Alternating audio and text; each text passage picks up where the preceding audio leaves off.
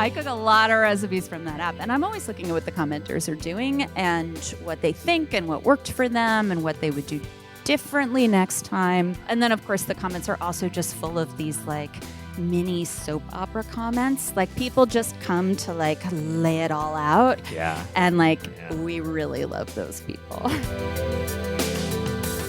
This is Taste. I'm your host, Matt Rodbard. Many of us subscribe to New York Times Cooking, the decade-old recipe emporium and offshoot of the venerable New York Times Food Desk. This week marks the release of a new cookbook from New York Times, Weeknight Dinners, and I was thrilled to speak with Emily Weinstein and Ali Slagle, two core members of the cooking crew. Emily is the editor-in-chief of New York Times Cooking and Food and the author of the New York Times recipe newsletter 5 Weeknight Dishes, which reaches millions of readers each week.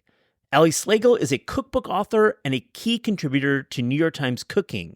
I spoke with him at a recent live event we hosted at Talea Beer Company in Williamsburg, Brooklyn. I hope you enjoy it.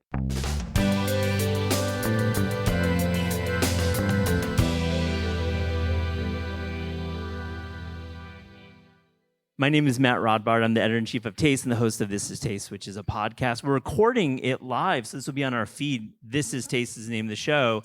Thank you, Shalia Harris, our producer, for being here.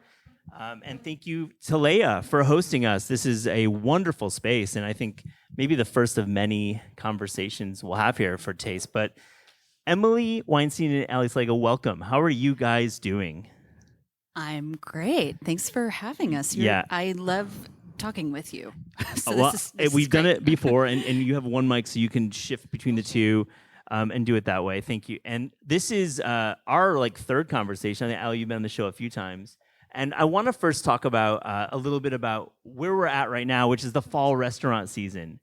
It's like we're all going out to new places. Emily, you're the editor-in-chief of New York Times Cooking and the Food Desk. So you run the show. You top edit the critics, or not top edit the critics, but you know what the critics are reviewing. I do know it. Yes, I know what the critics are reviewing. That is true. All right. So the question is, each of you, a couple restaurants in New York that you're really, really enjoying right now that you're dining out at. Well, there are so many new ones, and I can only go out so much. And also, I cook a lot, as evidenced by the fact that we've got this cookbook here that we just released. So I rarely go to the same places twice, especially in the time of year, when a lot of restaurants are opening, which is the fall right now, and then in the spring too a little bit. So I've been to a bunch of places I really like, but I've only been once to each place. So I've been to Le Veau d'Or, which is a really cool French restaurant on the Upper East Side. The Upper East Side might not sound cool, but the restaurant is amazing, amazing. And I went to a place called Il Bar that I really, really liked. And is that Nolita? Is that Lower East Side? Lower East Side, I think, I'm is trying my to picture it. Yes. Calculation. Yes, and that was really great too. And Bungalow. Bungalow is an amazing Indian restaurant in the East Village. Yeah, and I loved your colleague Priya Krishna's review of it. That was a big splash, I thought. It was in a 3-star review, which for us is an excellent review. And this is a really unusual restaurant. It's big, it's raucous. It is in fact very, very hard to get a table. It's Indian cooking. There were dishes I had never had before. The flavors were amazing. And the chef there is actually, he's the host of MasterChef India, which I think I read somewhere hundreds of millions of people watch MasterChef India. And he is unbelievably charming. So he spent basically the whole meal, the whole time we were there, just standing in the dining room, taking selfies with women. It's very charming. And the food was outrageous. It's a cool experience. Yeah. Oh, I have nothing to add. I don't live here. Okay. All right. Okay. We'll give you the pass on that because I know you live out on Long Island. But Ali, let's get a sense of how you fit into this universe. Emily, you're the editor of New York Times Cooking. You're also the editor and author of this book. But Ali, you're here because you play a big role in the book. And talk about how you fit into this world of New York Times Cooking. I think what's so cool about New York Times is that there's the food side, so there's the restaurants, there's going out and eating, and then they are so good also at the cooking side, helping you in your home kitchen, and that's kind of where I come in. I also don't go out because I am always cooking, and the food quantity in my house is a little out of control. So I think my recipes speak to like the average home cook who just like needs to eat food every night and just wants it to be as enjoyable and delicious as possible.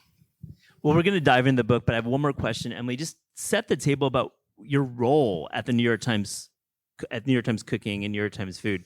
I mean, you've been there for a minute, and we have a great episode I'm going to link to in the show notes for our show and for listeners. But tell us what you do exactly, because it's kind of more than most people actually realize. Yeah. So, as you mentioned, I am responsible for, what we think of as the food section. So that's all our restaurant criticism. We've been publishing best of lists across the country. So we used to really just focus on New York, and now we're national. We've got restaurant recommendations in cities across the country, including a 50 best list that people really love. It includes our journalism, all our reporting, including our investigations, actually. And then I've got NYT Cooking. And NYT Cooking is this like crazy, expanding, exciting thing. Several dozen people work for NYT Cooking, just the editorial part. And then we've got a ton of people also who work in product and engineering and design. It's a huge, huge effort. And I lead the editorial part of that effort. And plus the newsletters. Who subscribes to the newsletter at NYT Cooking? It's like literally everyone's... Okay, who has like... We're not saying names here, but who has a favorite person that they get in their inbox? All right, a few people, we won't get into names, but I have a favorite as well.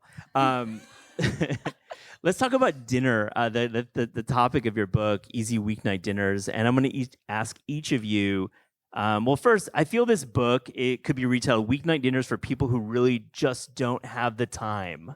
That's really the theme here.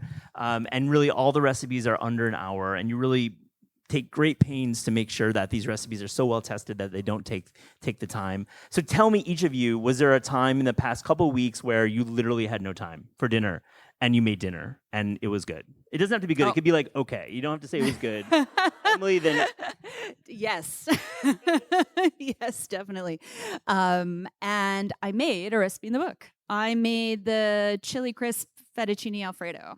Has anyone made this recipe here? Oh, God. Yeah. The bartender is raising her hand. Yes. And it was incredible. I get takeout sometimes. I'm not big on takeout. It's not philosophical. It's not moral. It's like not where my head goes. I would much rather find something in my home. And I keep all sorts of things, in my freezer and my fridge that can help. Like frozen dumplings is a big one for us lately. But yeah, I'm always going to like pull it together to cook something as opposed to ordering something. I totally agree with you. Yesterday was a really big cooking day for me. So I had cooked maybe like 4 or 5 recipes, and like the thought of food was not appealing, but I also believe in like eating something for dinner and like closing out the day. And all I just wanted was a green salad. But it was like, what am I going to do? Anyway, so it was just arugula and baby spinach and basil and red wine vinegar and olive oil that I had just like truly went like this in the bowl. And there was something about the texture and like the sweetness and the spicy, like it just was so Moorish and so good. And I was like, I didn't do anything. Like, this is awesome. And that was that was like your dinner. That was my dinner. And then my boyfriend ate everything, all 4 other things. Okay, before we get, let me ask you, Ellie, what's it like day to day for you, developing recipes for the Times, writing, for cookbooks as well? When you talk about a big cooking day, what does that mean exactly for you? I usually start cooking like right when I wake up. Like basically when I have my first cup of coffee is like my peak cooking time. Yeah. So like when the coffee is done is when I start like depreciating in attention span. So I start cooking at like 7 a.m. and then I go until I am exhausted, really.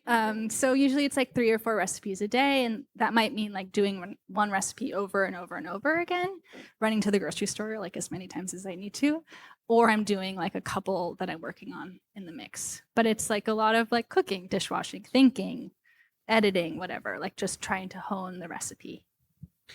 Back to you, Emily. You look at the contributor list and you can open up the early pages and it's like, Yewande, you've got Eric Kim, you've got Rick Martinez. I'm just naming a few. You got Ali Slagle. It's like, you've got this deep bench of like KD and LeBron drafting the NBA All-Star game here. You've got so much talent, and it's credit to you for developing the talent. How did this book come about, and how do you work with all of these contributors in the book? Well, so the book came about, in part because we have a newsletter devoted to weeknight cooking, and that's the one I write. We have several NYT cooking newsletters, and the one I write is called 5 Weeknight Dishes, and we launched that newsletter because we were doing a bunch of audience research actually about meal planning. We're like, how do we help people meal plan better? And we were meeting with sort of focus groups, and it was all very interesting. And then we realized that the problem that these particular people needed us to solve wasn't exactly meal planning. They kind of actually had a sense to do it. The real problem was that they didn't have the recipes they needed to construct the plan. And once they had the recipes, they were able to figure it out. So, and we looked, at what we had in NYT cooking, and we're like, we're not doing enough to meet these people's needs. And like, what are we doing here if we're not meeting people's needs, right? We want to give you something incredibly delicious to cook. And like, we want to help you out. And if we're not helping you out, like, let's call it a day, right? So we ended up launching this newsletter. And now a few years later, we have this book. And I'm just always sort of beating the drum for this kind of cooking. This is how I cook at home during the week and often on the weekends too. Like, it's not like I spend every weekend cooking 8 hours on Saturday. I would love, by the way, to spend the weekend cooking 8 hours on Saturday. I would absolutely love that. It Like just a laminated pastry or something. Like, I know. Get that sheeter out. It's like Allie's drinking her coffee and like developing 5 recipes, and I'm at home like rolling out dough. Yeah. Doesn't that sound great? I would love that. Unfortunately, it is like not realistic right now. So this is really how I cook at home. And we hired all these incredible recipe developers. I mean, first and foremost, Allie. Allie has the most recipes of anyone in this book, any one person. And at the office, we all just love and respect Allie and her work so much. She has a real genius for this kind of cooking. And I remember a few years ago when you first started working with us, whoever was editing you emailed me, and they're like, Allie Slagle. Man, Allie Slagle. And like, it kind of just built from there. So, and we are always asking our recipe developers, they do all kinds of recipes, but we are always asking them like, hey, is there anything we can do in under 30 minutes? Or like, they'll have a recipe that's close, and we're like, can we take a few ingredients off the list? Like, does this need a gremolata? And people work with us, and I think people are starting to understand too how valuable this kind of cooking is to readers. So let's actually get into some really specific questions about the cooking and dinner. And the first topic is feta, which you mentioned briefly. So you write about it in the intro. Feta is like a love for both of you. It's featured in the book prominently. So each of you, let me know, like, why is feta like the perfect ingredient for this type of cooking? This 30-minute, 45-minute cooking. So I asked Emily what her 40 forever ingredients are, which means like if you would only cook with 40 ingredients for the rest of your life, what would they be? And we both have feta on our list. So this is a great question. I think what's so good about feta is it is both salt and acid. So to me, it's like Parmesan and lemon in one. And oftentimes when your dish is like, not so good, like it really just needs salt and acid, and feta does both of those things. And for me too, it's in a form where like I don't actually have to cut it. You can just kind of like rip it with your hand, and it works. I mean, what you just said, let's let that sink in. It's Parmesan and lemon. That's like super dope. I love that. Do you agree? I so agree. I'm like thinking this is like a genius statement, and you're so good at that. I love the way feta is so, it's like always kind of there in your fridge, but you have to unlock it. Is there another example of feta in the book or from your own cooking? Because I feel like you have feta for days. In this book, there's chickpeas with cherry tomatoes and like a hot honey thing, and then the feta actually bakes alongside. So you have like this curdy, charred, salty against like the sweet honey. And then also in the front, there's like a vegetable feta sheet pan thing. So what's also cool about feta is like it can be a warm main almost, and it can also be like a topping, like a salty cold garnish. Emily, you have thoughts on feta? I know you do. You're like you're grabbing for the mic. I know. I'm just waiting here like, for my moment. Yeah. Well, actually, a lot of what I learned about cooking with feta, I learned from Allie because I just used to put feta in salads. Not to say just feta in salads is amazing, but there aren't a lot of recipes in the book that are just for summer, and that was a deliberate decision. Yeah. This book needs to work for people all year round, but if there is one single ingredient that is not summer produce that should be in your fridge all summer, it's feta. It pings off of like all that produce. It's amazing. Like a tomato salad with feta is so good. It's so good. It makes zucchini like okay as well. Sorry. I mean, like I don't hate zucchini, so showed my cards. Yeah. Sorry. All right, so back to you, Allie. Let me ask you about this ranch chicken dish, which it just like jumped out of the page. So, we got some of the back is a ranch chicken pan. All right, here we go. Well, you mentioned the head note. It's like ranch chicken, but you use ranch in a couple ways, and the show is very ranch positive. So, please tell us about this recipe. So the recipe is you make a ranch out of yogurt and mayonnaise, and then you smear it on boneless, skinless chicken breast and sear it. And so the chicken is actually like incredibly browned and crisp in a way that you always want of boneless chicken breasts, but it like is kind of hard to come by. And then you have the creamy ranch to put on top of the chicken as well. So I think kind of like the underpinning of the recipe is like make a sauce and use it as a marinade and the sauce. And so you're getting the cooked like browning and the raw sauce in one. And I think like one of the keys of weeknight cooking to me is like that you are doing more with less, whether that's like fewer steps, fewer ingredients, whatever. And so like if you can use a sauce or like a component in two ways, cooked and not cooked in this example, like you're just getting more out of you having to do less. Very smart. So, Emily, let me ask you, at the Times, I mean, you're always good for a good condiment story a couple times a year. So, I mean, really, like, I mean, if Julia Moskin always writes like something about like a new type of, like, there's definitely a mayonnaise story like once every like 4 years in the New York Times. My question, how do you as a desk think about condiments? Wow. Sorry, I had to ask that very straight. How do we think about condiments? We're very condiment positive in addition to being ranch positive. Condiments are fun to report on and they're fun to use in cooking. Condiments almost always bring a huge flavor moment, or it's something actually like mayonnaise where everybody has a brand that they always buy, like mine is Hellmann's. I don't agree with other choices. Wow. So people have like firm opinions about the condiment, or it's something that like really is exploding with flavor and so people get excited about. Like I think Julia Moskin actually wrote a story this year about hot honey, which is something that's been around for a while. Invented in Brooklyn. I know. You could say. Yes, invented in Brooklyn, I think. Yeah, Dave's Hot Honey. I first had it at Pauly G's, which is in Greenpoint nearby, and they put it on pizza. And I was like, well, this is amazing. And now it's sort of reached a point of ubiquity where we would write about it in the Times and say as much, and everyone gets excited, It's fun. It's like the zeitgeist. I think we all see the CPG brands marketing condiments to us, like Chili Crisp. You dug into that topic really well. That was a good one too. We definitely covered Chili Crisp. We're still covering Chili Crisp. It's still a topic. Emily, I'm going to ask you a theoretical question because I think you're equipped for this. So you're walking through Whole Foods.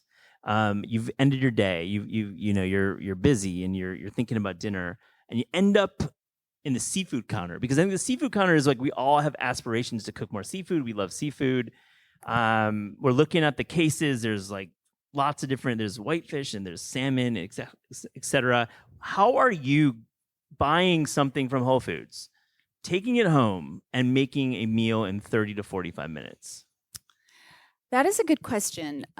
People are very nervous about cooking fish if they're not used to it. They're not deft home cooks.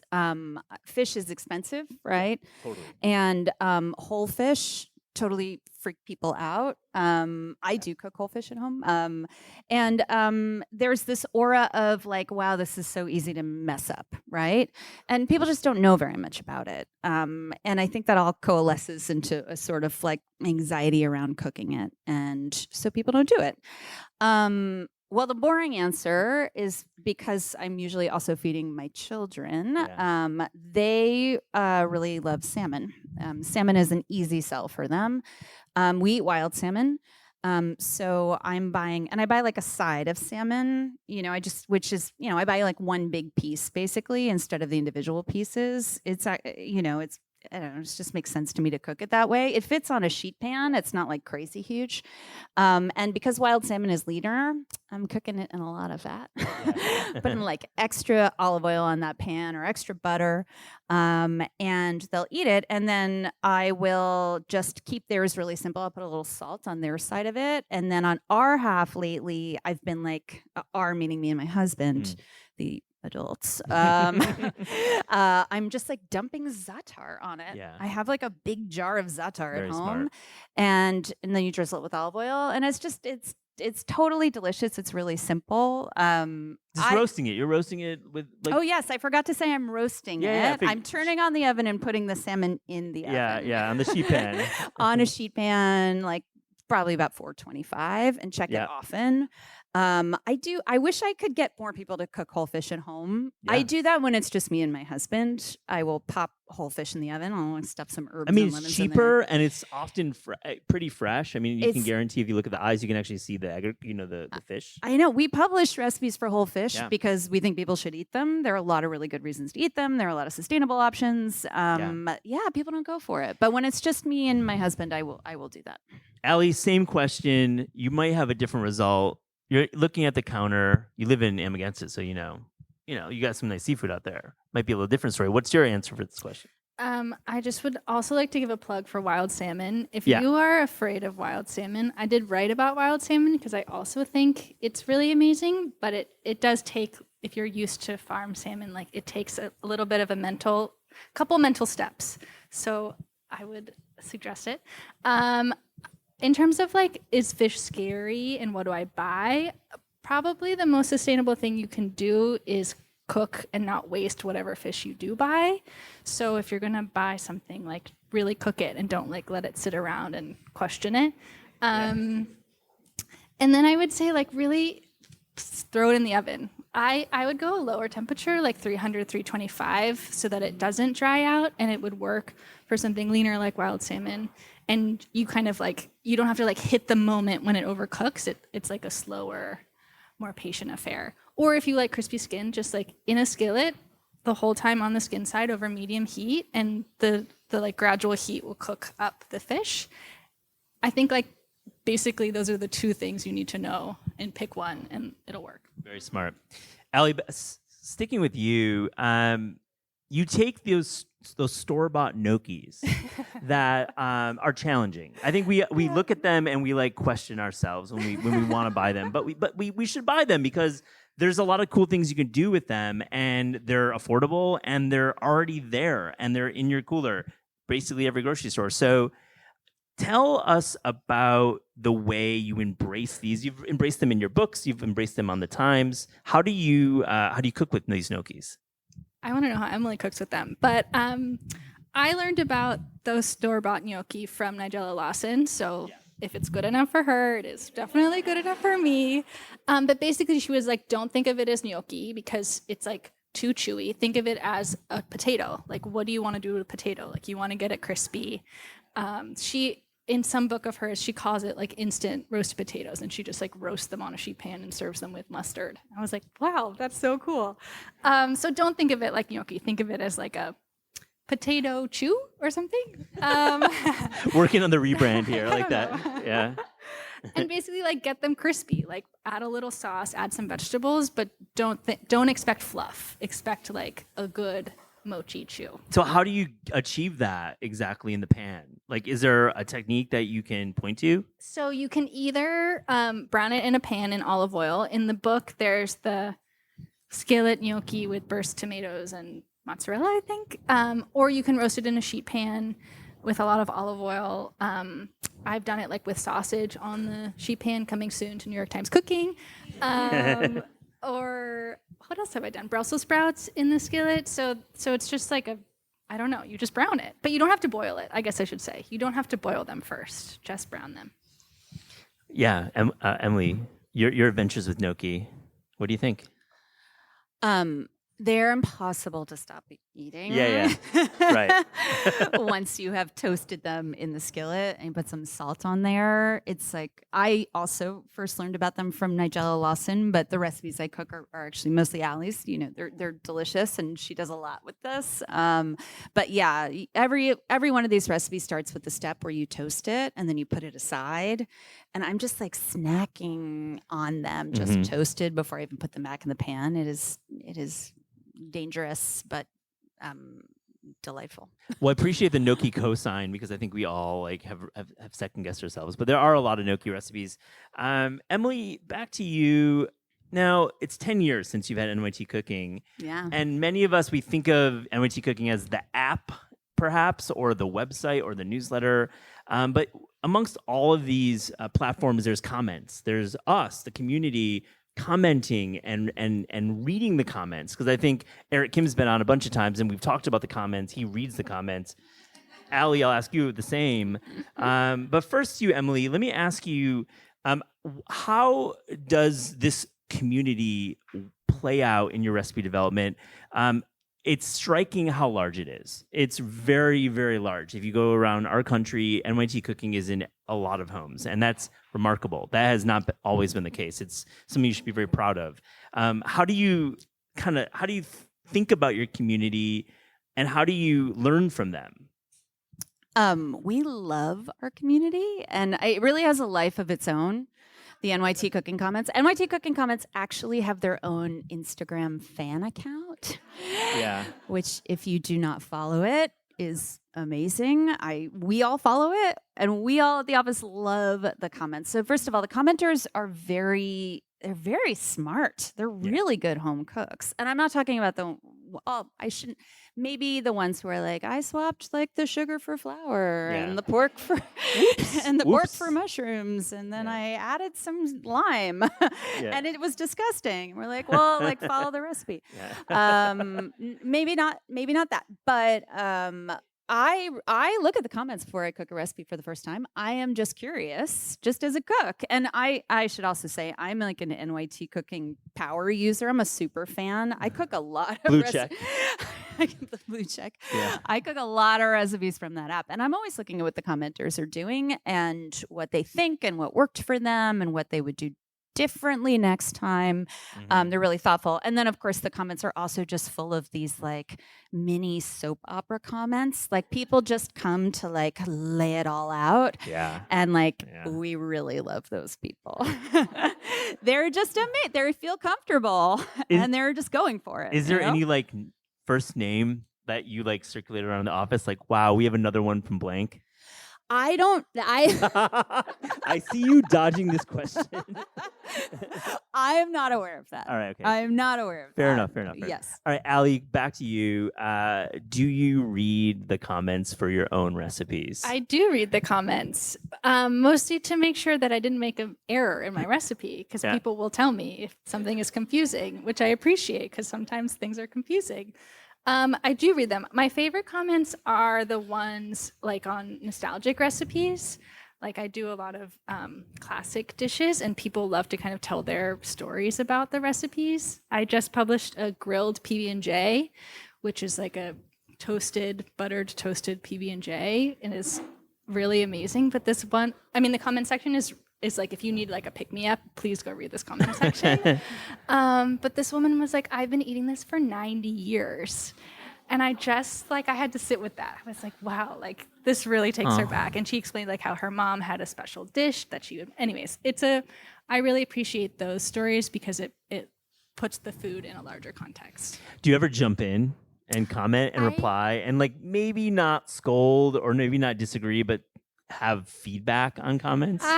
I don't jump in, because like Emily said, I think the community has a life of its own, and I don't want to insert myself. Fair enough. Okay, what do you got to say? we're not meant to be part of it, weirdly, right? Yeah, yeah. That's how I feel too. I was like, let them talk, Can I say one more thing too about the commenters? So we did just celebrate our 10th anniversary of NYT Cooking a few weeks ago, actually, and it was really amazing. It was an amazing process to think about how we were going to sort of cover it, and we agreed really early on that we really wanted it to be steered by what people loved, like what the home cooks love, what readers loved. It wasn't going to be our favorites. It was going to be the recipes that people return to again and again, and also the ones with the best comments. We wanted to put the community front and center. And now that we've started talking about it, I think we should do that more. There's just a lot of really rich stuff there. But I mean, that's what we thought of when we thought about kind of marking this anniversary. It's like, oh, the commenters are all about, and you put commenters in the book too. There's quotes. Yeah, their voices are in the book, and Yeah, it's really fun. We have comments on a lot of the recipes, and they're great. Yeah, it's cool. Back to you, Allie. One more recipe question. There's a recipe that's pork chop and preserve, and that's it. And mustard. And what? And mustard. And mustard. Sorry, I forgot about that. So there's 3 components. It's pork chop, preserve, and mustard, and it seems like it's the most simple and amazing way to cook. You could probably do it with chicken too. Explain how these 3 things come together. So, one of my personal shortcomings is I really struggle with making sauces. I get very overwhelmed by all the measuring spoons and like the tinkering. So it's like making a sauce is kind of like making a gradient, and it all has to come together, and it just is very hard for me. So my solution is just like to color block, basically. Like to just take like 2 extremes of the spectrum and put them together and hope that they taste good together. And that is what this sauce is. Like it's just whole grain mustard and I think it's cherry preserves or any apricot. Apricot. I don't really remember, but basically like they're so different in terms of what they're contributing, but they both work well with pork. So it like is one of those things where it's like you have to try it and see if it works, and then if it does, you're like, great, like let's do it, and it works. So you're searing a chop, you're pulling the cut, you have the fond in the pan. We all have been there, like, what the fuck do I do? There's like all this great stuff there, but what do I do? So you have this pretty simple method to make a pan sauce. Explain. I think in that recipe, I sear it on one side and then flip it, and then put the sauce in the pan, cover the pan, and then let the pork chop rest in the sauce, I think, because also I struggle with making sauces. Like I think they break pretty often and they splatter, and it's just like a lot, it's too much for me. So I think when you put the sauce in there, it heats from the pan and does kind of concentrate a little bit, but under the heat of this cover of the pan, it's okay. There's no splattering. So I think that's what that recipe is, if I'm remembering. Buy the book. You'll find out. A few more questions to be thinking about. We'll have time for a few audience questions. But Emily, I wanted to ask you about the recipe list. What is the most popular New York Times cooking recipe this year? So our data is not that nuanced in some ways. In other ways, it is incredibly nuanced. But we, we're just looking at like traffic so far. So recipes that are older, like obviously like have more time to accrue traffic. So the most popular recipe of the year so far is actually one I think that published maybe 2 years ago, and it's Kenji Lopez Alt's.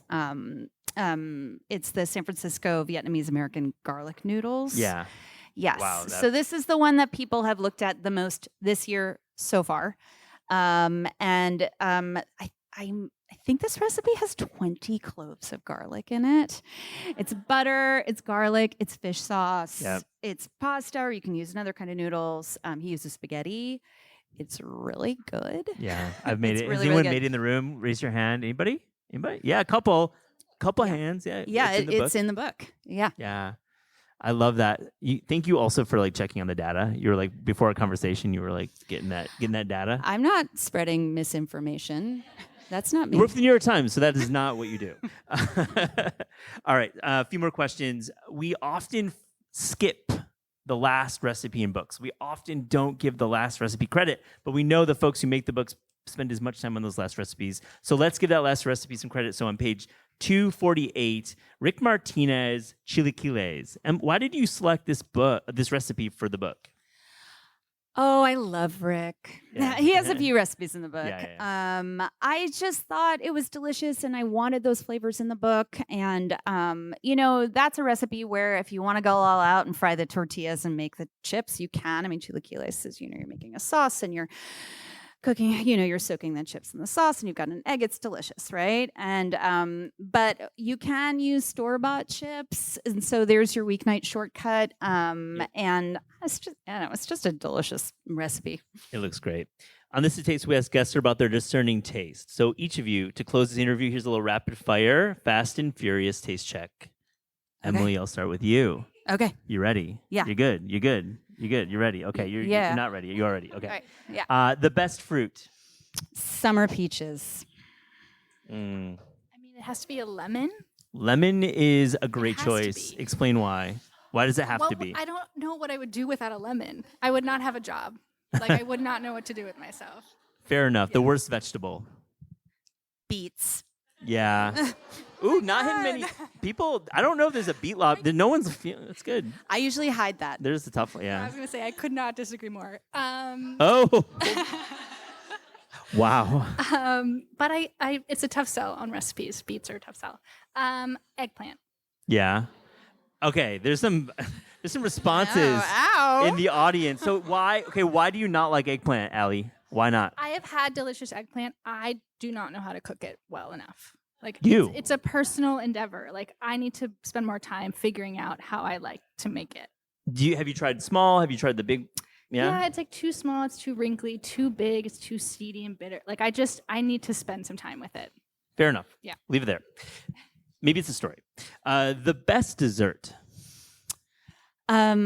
Like blueberry pie a la mode, like summer blueberries / a chocolate layer cake, like a really good chocolate layer cake. Two great ones. Was that cheating? A little bit, but I love. Yeah, that's great. I agree with both you. I would say a brownie. Okay, so that's a great choice. Lots of ways to make a brownie, right? What's the ideal brownie for you, Allie? Okay, so not cake. Okay, I have a lot. Okay, ready? Not cakey whatsoever. Like, no leavener. My honestly weekly recipe is Yasi Arafi's olive oil brownies in her book Snacking Bakes. And I add the malt powder, so it's like extra chocolatey, and that's like it for me. Your favorite cookbook of all time? I think it's Salt, Fat, Acid, Heat. Yeah. Yeah. I was gonna say the same thing. Wow. Samine is out there listening. Let's give it some flowers. Why? I think it was published maybe 2016, 2017, maybe. I don't know. But why? Why this book? I just think she explains so many things that you think about cooking, but you haven't really brought it together in words. Like, everything kind of snaps when you read that book, I think, and it totally changed how I cook. So because of my work, I met Samine before that book came out, and she's so wonderful. If anyone has seen the Netflix show, that's her. And she's telling me about her cookbook. And I was like, oh, send me a few recipes that you're really excited about from the book. I'm curious to cook them, right? And she sent me the buttermilk roast chicken. Oh, yeah. Which is now Cool. a very famous recipe from that book. And she sent me a panzanella to serve with it. She sent me all these things and was like, and you serve them all together. And I was like, okay. I had my assignment. And I remember so clearly I made the buttermilk roast chicken. And it was just me and my husband and a friend of ours who lived nearby. And he came by for dinner. And there was just silence while everybody ate this chicken. It was a real moment, and you knew it was special. And just the way she writes recipes is really special. There's so much voice in them, but they're so clear, they're so articulate. You kind of can't go wrong. And then I was like, I want to read the whole thing. And then I got it, and that's when I realized that fully half the book is just her writing about cooking. And it's just a brilliant book. And it's a masterpiece. Yeah, it's a legend. episode number 1 of our show. Samin Nasrat, live at Books Are Magic in 2018. Oh, wow. So just fun fact there. Wow. We are in the midst of cookbook season. A favorite recent cookbook discovery? All right. I'm not going to say a favorite, but I will say there were two. One you prefer, okay. There are two that just I saw at work, and sometimes they come straight to me, and sometimes one of my colleagues gets them. Doesn't matter. We all see them. And there were two I got really excited to see. So one was Nini Nguyen's new book. It's Vietnamese cooking. She is just like, her personality is so amazing, and it's on every page in the book, and the food looks outrageously good. And the other one is Carolina Gellin's new book. And Carolina is somebody we work with at NYT Cooking, so I know her, and she's just phenomenally talented. And that's another book where you flip through it and you're like, I want to make that, I want to make that, I want to make that. It's a great book. She actually told the story on our show where somebody from your staff reached out to her really early days, like well before she got like a couple thousand followers, and she didn't believe the New York Times was emailing her. She tells the story how like she like thought it was like a scam or spam, and she took like a week to respond, but she really thanked the New York Times for giving her the platform. So yeah, a great call. How about yourself? I recently read Betty Liu's The Chinese Way, which I think came out recently. She basically breaks it down by different techniques and then shows how each of those techniques can kind of be like spun on their head. And the food is like, it's so like, I keep thinking about recipes that I've read in the book, like that I must make, because it's like exclamation point cooking. Like everything is like, wow, like I must try that. Like an onion soup with like mochi on top with cheese, and like a spaghetti with like confit tomatoes and scrambled eggs. So like you see where the Chinese cooking is, but she's really just infused like so many cool ideas into classic ideas. Your favorite city outside America to visit for food? Going to Rome feels like eating my grandma's cooking, so I would say Rome. I was gonna say Rome too. Oh my God, you guys! But Paris. Yeah, I great. mean, yeah, Paris is great. Last one, your favorite sandwich? BLT. How do you do it? Oh, yeah, how do you do it? No, I'm the one asking the questions here. I do it like a totally normal way. I toast some sandwich bread, mayo, like the crunchiest lettuce available in the fridge, which is sometimes super crunchy and sometimes less crunchy. And then, but this is like a summer only event. Mm-hmm. So that's, I think, part of the reason I love it is you need to have the summer tomatoes to make the BLT. Oh, and lots of salt and pepper. Yeah, great call. Lots of salt and pepper. My favorite sandwich is like a California veggie sandwich, like a sprout, every vegetable, cabbage, carrot, avocado, maybe some cheese, maybe another spread, but like a tall, colorful veggie sandwich. Do you like call it the hippie sandwich? Can you, or is that just cringe? You know, I've actually been doing some research about this sandwich for reasons related to work, and they're like kind of different. Like California is different from rainbow, is different from veggie. I'm still trying to like parse out the threads, but they are a little different. Yeah, I would love to read that story. Or is it just like your own journey? It's coming in time. It's coming. Yeah, it's coming. I can't wait. Well, thank you so much, Allie and Emily. Appreciate you joining. Thank you. A round of applause. All right, so let's open it up for some questions. Thanks. Hi. My question is, what is your like top tip for either weekend food prep or things to always have on hand? Because my biggest barrier to cooking is when I want to cook, I don't have the stuff that I want to cook. For me, if I don't cook the sweet potatoes or the squash, the moment they come in the house, they will never get cooked. So I always like steam some sweet potatoes. You can look at the recipe on New York Times Cooking, steam them, keep them in the fridge, and then I just sear them off so that they feel new and they have some crispiness to them. Similarly, grains. Like grains kind of take a long time, but if you just boil some wheat berries or farro, like it will make random vegetables something. Also sauces, like a couple sauces or dressings. Like I always have the Via Carota dressing, which Samin wrote about for the New York Times, so I can just put it on whatever I have. I think that most people's freezers are underactivated. And I think the freezer is one of the most important tools in your kitchen. And I think people don't really think of a freezer as a tool, but it totally is. It's a tool. So I would say you should stock your freezer with like peas, frozen peas for sure, frozen shrimp if you eat shrimp.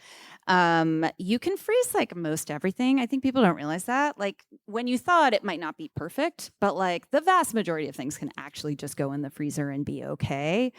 If you like make a sauce, like, and you have extra, like, and you're not gonna eat it right away, like put it in the freezer, label it. That's also really important. Painter's tape or masking tape and a Sharpie, also very important tools in your kitchen. Dumplings, I think I mentioned dumplings earlier. Not sure. Maybe I was just thinking about dumplings. Like these are all things I always have in my freezer. Tofu, cooked rice. We always have like big tubs of cooked rice in our fridge. We eat a lot of white rice. And then if we're about to go away, I'll just put the extra in the freezer. And I know I'm going to need it some night when I don't feel like cooking. So that's what I would say. Like stock your freezer with those ingredients and you'll kind of always be in okay shape for dinner. What is one family recipe or particular philosophy of cooking from your childhood that has left an indelible impact on how you move through the kitchen today? Whoa. Well, my mother is here, actually. My mother's here. I did not grow up cooking, actually. I did not grow up cooking. I learned to cook as an adult, but I always loved food. I always loved it. I think the thing we always had this banana bread, the banana bread with chocolate chips. It's super simple. There are like more complicated ways to make banana bread.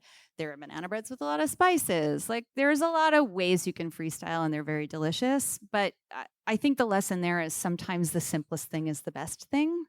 And I learned that in the kitchen pretty young, actually. My mom makes this chili. In my book, I Dream of Dinner, it's called Sherry's Shortcut Chili. And we would have this like once a week. And it uses a jar of salsa and ketchup.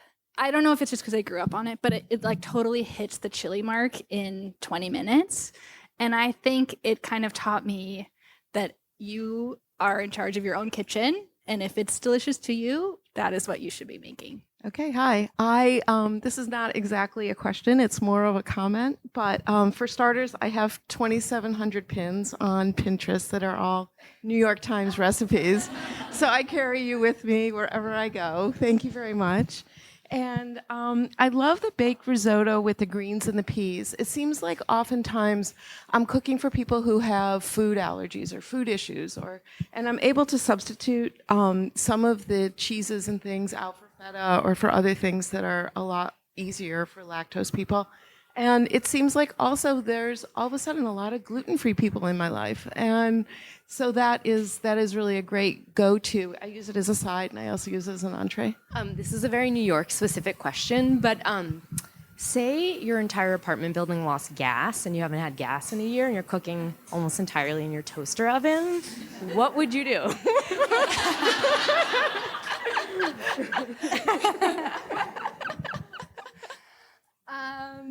I guess I've never owned a toaster oven, so it's a small oven, right? So anything you make in an oven, you could make in a toaster oven, right? In a tiny way. Well, how many people are you feeding? 2. Yeah, you can make salmon. You can I would broil. I would like think about it as a grill. So just like a lot of char. Look at grilling recipes and see like what takes 5 to 7 minutes to grill, and crank your broiler and do that. If you are not, or if one, hypothetically, is not going to have gas for a while longer, I would buy like one of those like single plug-in induction burners, which I've never actually purchased one, so I can't tell you off the top of my head how much they cost, but I've used one before. And they're amazing. And then you can cook anything, on the stove. Basically, you can boil water and it's great. So recipe developer seems like the coolest job of all time. Can you explain A, how you got into it and then what it entails? And then a question for Emily, how did you find Allie? How I got into it.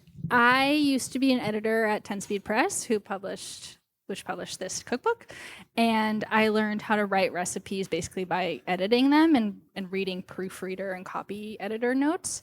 And I really started to like believe in the recipe as an important tool to help people feed themselves. And then I moved to New York and worked at a company where like you could do anything. It was a startup, so it was like whatever you want to do.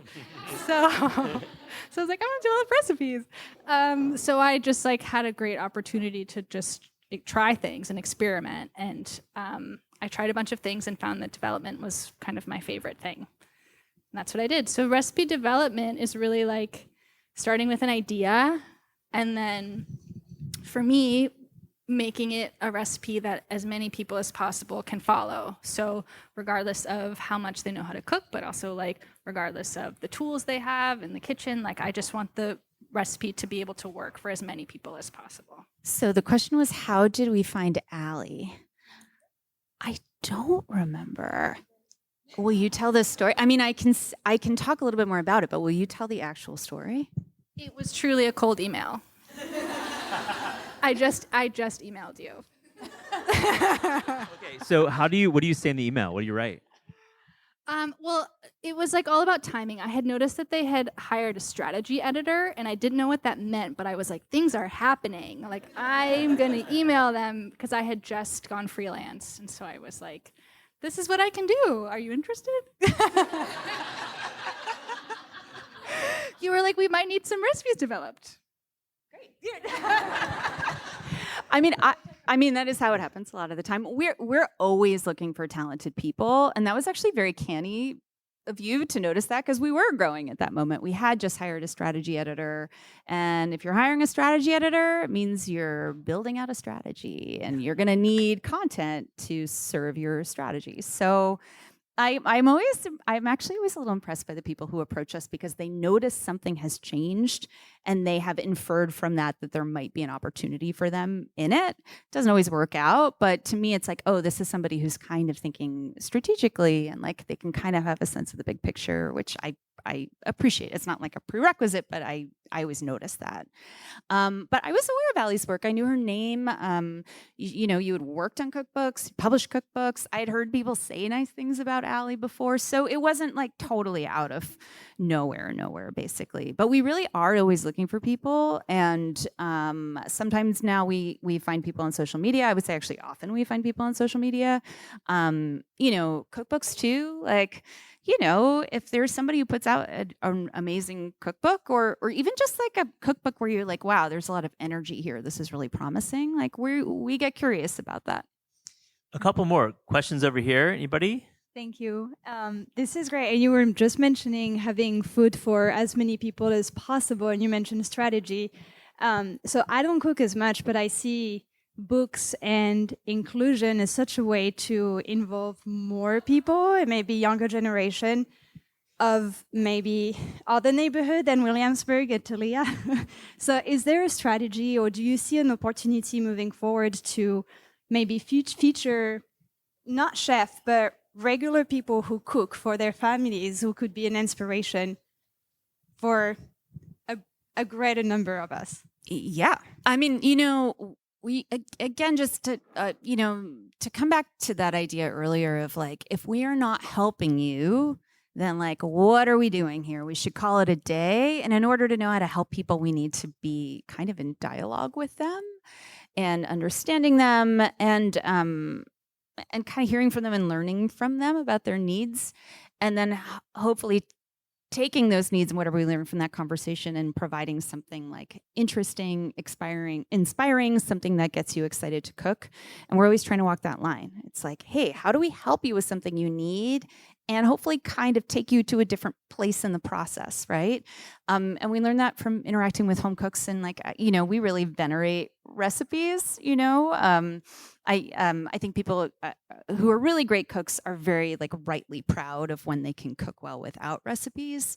But I love recipes. I think they're wonderful. And I love seeing people's family recipes. So I'm curious about the editing process, Allie, for you say you cook 4 to 6 recipes a day. Like, how many of those make it to Emily? And then Emily, once you receive those, like, how many of those actually make it to the app and or a book like this? So the first step is always pitching. So I always know the recipe will be published, or the hope is that it will be published. If it's just kind of like free time, I get too overwhelmed. Like, I really need like an end goal and task, and like preferably a deadline. So whenever I'm working, I'm always thinking about that it will be published, just to make sure that like it is as honed and useful as possible, and not just like a fun idea that I have tried out. Yeah, and we have a huge recipe editing operation at NYT Cooking. It fluctuates, but we publish about 100 recipes a month. And so we have a whole team who's working with writers like Allie to like accept those ideas, if needed, hone the ideas, and then start a whole sort of editor-writer conversation around the recipes themselves. I've had the same editor, Margot, for the 6 years I've worked at the New York Times, and I credit her with like, if you love my recipes, it's also 50% her, because she's always like, do you really need that? I would never do. She has an extremely good bullshit meter, and I thank her every day when she does that. All right, let's give another round of applause for Emily Weinstein and Allie Slagle. Thank you for Talea for having us here. I think there's going to be a little casual signing, so if you want to come up and chit-chat with Allie and Emily, have your book signed. And thank you, Shalia Harris, for producing this episode and for listening to This Is Taste. And tell your friends about this book. It's fantastic. Thank you.